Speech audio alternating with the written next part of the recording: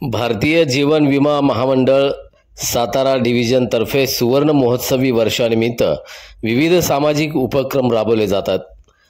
त्याचाच एक भाग म्हणून सांगलीतील सूरज फाउंडेशन नवकृष्णा व्हॅली स्कूलला विद्यार्थ्यांच्या सोयीसाठी स्कूल बस भेट प्रदान करण्यात आली। हा कार्यक्रम अत्यंत उत्साहात संपन्न झाला। या प्रसंगी LICचे सिनियर डिव्हिजन मॅनेजर रमेश राठोडकर म्हणाले, LICने सुवर्ण महोत्सवी वर्षानिमित्त एकूण 951 सामाजिक उपक्रम राबवले असून यासाठी 233 कोटी रुपयांचा निधी वापरला गेला आहे।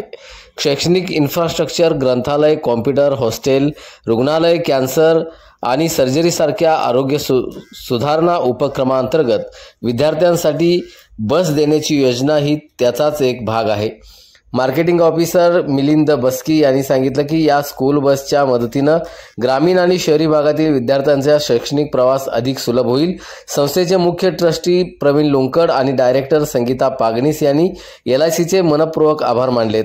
ही बस विद्यार्थ्यांच्या शैक्षणिक प्रवासासाठी नक्कीच उपयुक्त ठरेल असं मत डायरेक्टर संगीता पागनीस यांनी व्यक्त केलंय। या प्रसंगी संस्थेचे प्रशासकीय अधिकारी रघुनाथ सातपुते, मराठी माध्यम मुख्याध्यापक अधिकराव पवार, राजेंद्र पाचोरे, दत्तात्रय मुळे, श्रीशैल मोडगी, विनायक जोशी, प्रदीप पाटील उपस्थित होते।